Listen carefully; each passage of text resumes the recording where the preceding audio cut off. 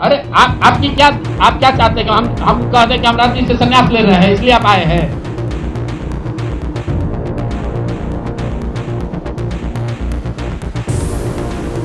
मेरा सिर्फ ये कहना है कि ऐसी कौन सी विधा है कि हम लोग 3-3 साल का एक विधानसभा में घूम रहे हैं, लोगों को ये नहीं मालूम है कि द्वंद्व स्वराज का चुनाव चिन्ह क्या है। तो लीजिए दोस्तों, चुनाव में हार के बाद पहली बार सामने आए पीके, मांगने लगे माफी। फ्लॉप शो पर किसे ठहराया जिम्मेदार, और पता भी चल गया क्या है पीके की औकात। और दोस्तों, उधर एनडीए के जीत की वजह वो भी आई सामने। आखिर ऐसा क्या किया नीतीश कुमार ने कि 43 से पहुंच गए सीधे 84। उपेंद्र कुशवाहा को लेकर भी सबसे बड़ा खुलासा आपको बताएंगे। आप देख रहे हैं द राजनीति बिहार का विशेष सेगमेंट। मैं हूं आपके साथ यासूब रजा। दोस्तों, बिहार चुनाव 2025 और जनसुराज पार्टी का सपना चकनाचूर। सीटें तो दूर की बात है साहब, खाता तक नहीं खुला। चुनावी रणनीतिकार दूसरों के लिए रणनीति, उन्हें कुर्सी दिलाई, उन्हें बिठाया, खुद आए चारों खाने चित। 95% से ज्यादा उम्मीदवारों की जमानत जब्त। चौथे नंबर पे, 5वें नंबर पे, कोई गिनती में नहीं। प्रशांत किशोर की अब नई दलीलों को आप जरा सुनिएगा तो आप उन्हें रणनीतिकार कहना छोड़ दीजिएगा। आप कहिएगा कि कहां रणनीतिकार, उनकी बात वो जो कहते वो तो तुक्का होता था उनका, कभी कभी लह जाता था, अपने ऊपर तो कुछ लागू नहीं हो रहा है। प्रशांत किशोर आए, वही पुराना राग, जनता नहीं समझी, सिस्टम गलत है। दोस्तों, बिहार की राजनीति में डेटा गुरु, चुनावी रणनीतिकार, अब एक और शब्द उनको जोड़ के ले लीजिए, नैतिक शास्त्री। ये नया नाम, चूंकि नैतिकता के आधार पर प्रशांत किशोर को तो बिहार छोड़ देना चाहिए। नैतिकता के आधार पर प्रशांत किशोर को तो राजनीति से संन्यास लेके इंग्लैंड चला जाना चाहिए। क्यों कहते हैं साहब, जब करने को होता नहीं है, बड़ी बड़ी बातें फेंकने को कह दीजिए, जो मन तो कहने को तैयार, लेकिन जब शर्त हारने के बाद अगर आप उसे पूरा ना कर पाएं, आपकी जबान की भी वैल्यू समझ में आती है कि आपकी औकात क्या है। जब बात आपकी पार्टी की सफलता की आई, पुराना गणित समझाने लगे। एक भी सीट नहीं, जमानत जब्त, ऊपर से अगर महिलाओं को पैसा नहीं मिलता तो मेरी बात सच हो जाती, नीतीश की पार्टी की 25 सीटें ही आती, इससे ज्यादा नहीं। देखिए, तर्क देखिए, समझिए। ये रणनीतिकार कह रहा है, आप इसे क्या कहिएगा? ये रणनीतिकार की तो जबान नहीं लगती। कैसे? कोई लॉजिक ही नहीं है। पैसे बटे तो 25, क्या बात कर रहे हैं साहब। दोस्तों, बिहार चुनाव में जनसुराज पार्टी का बुरा हाल। 95% उम्मीदवारों की जमानत जब्त। बड़े बड़े सपने देख के सभी आए थे, जमीन तोड़ देंगे, आसमान हिला देंगे, पूरा सिस्टम बदल देंगे, बिहार को न जाने कौन सी कंट्री बना देंगे। मतलब बिहार को लोग आएंगे, बिहार तो लगेगा कि वो किसी अमेरिका के कोई शहर में आ गए हैं। ये प्रशांत किशोर के तमाम उम्मीदवारों का सपना था। खैर, सपने तो उनको अपने बड़े से ही मिला है। वो रणनीतिकार जो कि कल तक मोदी के साथ काम किया, मोदी सही लगने लगे, नीतीश के साथ काम किया, नीतीश साहब आज उन्हीं जिन्हें उन्होंने बनाया, जिनके साथ काम किया, आज वही उनके लिए खराब हो गए। आज उन्हीं के ऊपर निशाने साध रहे हैं, सिर्फ अपनी लालसा के लिए, सिर्फ अपनी कुर्सी के लिए, सिर्फ सत्ता की आग के लिए। दोस्तों, शाहरुख खान का डायलॉग दे रहे हैं कि शाहरुख खान पहले फिल्में करते थे, पूछा जा रहा है कल तक आपने काम किया, तो कहते हैं कि शाहरुख खान तब कौन सी फिल्में मिली थी, तब वो कह रहे थे, आज क्या हैं, तब भी क्या वो सुपरस्टार, उन्हें नहीं मानिएगा, आज उन्हें क्या मानिएगा। ये इस तरह का देखिए, कहां से कहां उदाहरण सेट कर रहे हैं, एग्जाम्पल भी दे रहे हैं, तो कहां से कहां पहुंचा दे रहे हैं। दोस्तों, पीके ने सबसे पहले हाथ जोड़ा, कहा कि बिहार की जनता माफ, शायद कोशिशों में कमी रह गई। साहब, आप तो आए थे अपने काम के लिए, आपका काम तो हो गया, हो तो गया, पैसे तो मिल गए टिकटों का। न जाने एक सीट पे 7-7 लोगों से 7-7 उम्मीदवार उतार कर उनके अंदर सबसे आपने उसका फॉर्म का पैसे भी ले लिए।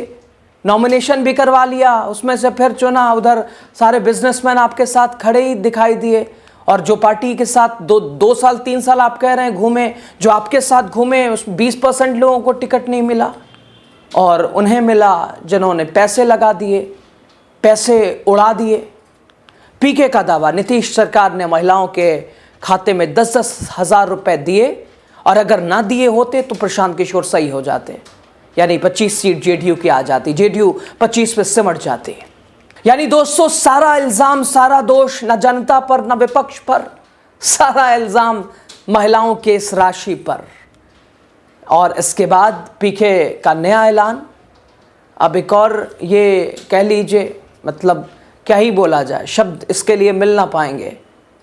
पीके उपवास के लिए अब तैयारी कर रहे हैं, एक दिन का उपवास भी रखेंगे। 20 नवंबर को जब एक सरकार का गठन होगा, जब शपथ ग्रहण होगा, तो साहब प्रायश्चित करेंगे, उपवास रखेंगे, सार्वजनिक उपवास। ये काम रणनीतिकार का है। ये प्रशांत किशोर कहाँ से कहाँ पहुँच गए, और अब तो रणनीति भी नहीं बना सकते, अब कोई रखेगा भी नहीं, कह रहे आप तो अपने ही काम करने लगिएगा। अब तो सवाल दोस्तों, जनता को न समझ पाने का, जनता को आपने समझा नहीं, जनता को आपने बलुआ मजदूर समझा, और जनता को गलत समझने का भी एक तरह से, और अब प्रायश्चित उपवास रखेंगे साहब। दोस्तों, पीके यही नहीं रुके, उन्होंने एनडीए पर भी कई तरह से सवाल उठा दिए। नीतीश कुमार और सम्राट चौधरी ने बिहार को समझा ही नहीं, लोगों को जाति जाति धर्म में बांट दिया, पैसों में खरीद लिया, पैसों में वोट खरीदे गए।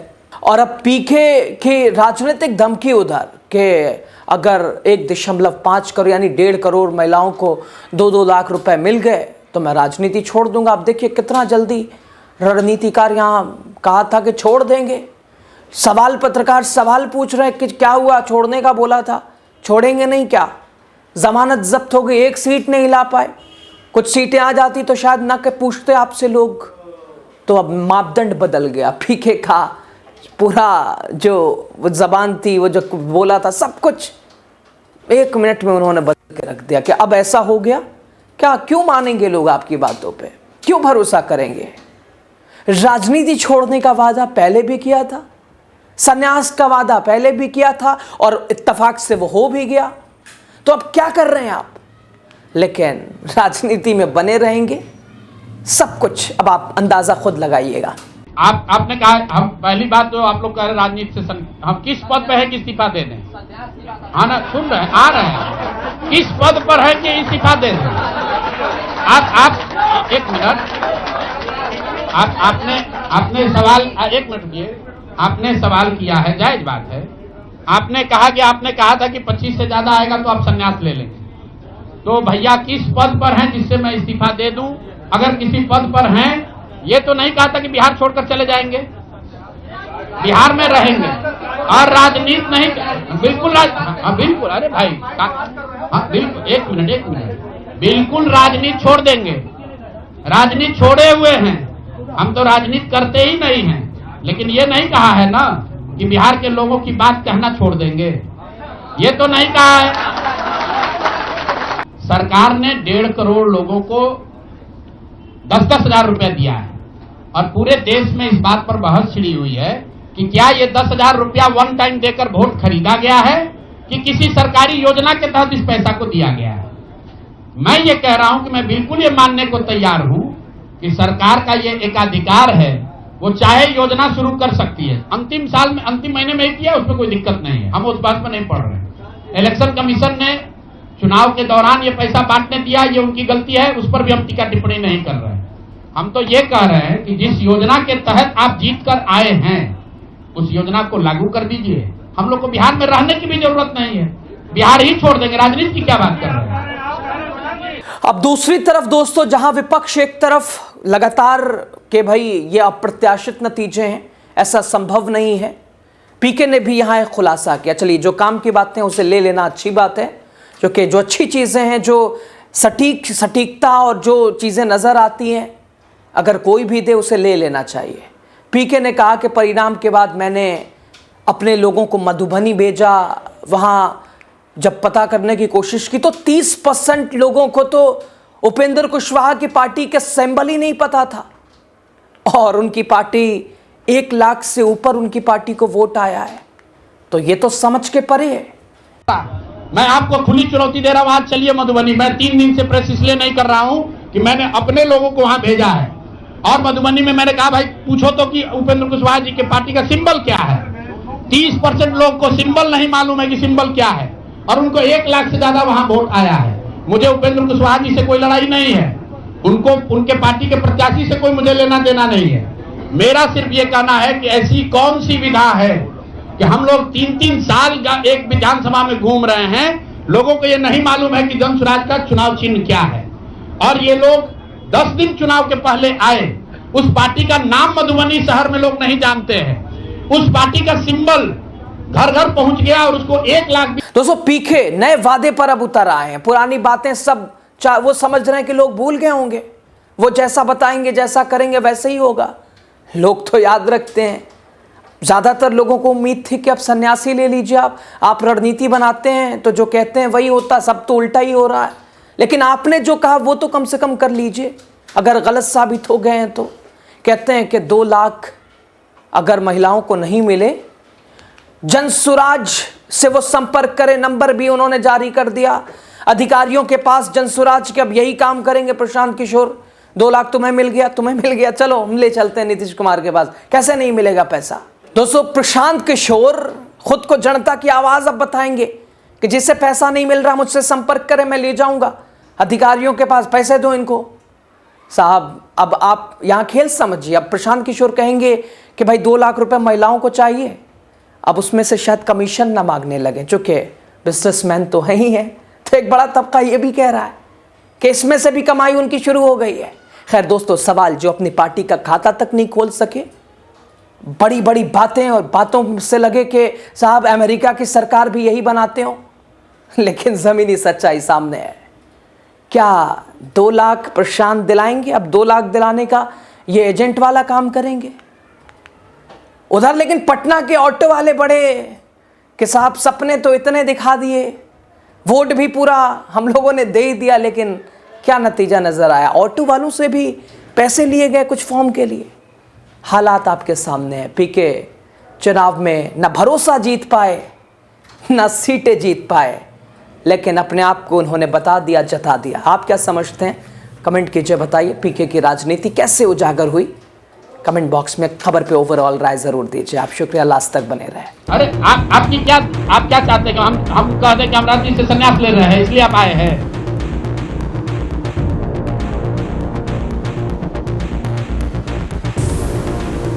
मेरा सिर्फ ये कहना है कि ऐसी कौन सी विधा है कि हम लोग 3-3 साल का एक विधानसभा में घूम रहे हैं, लोगों को ये नहीं मालूम है कि जन स्वराज का चुनाव चिन्ह क्या है।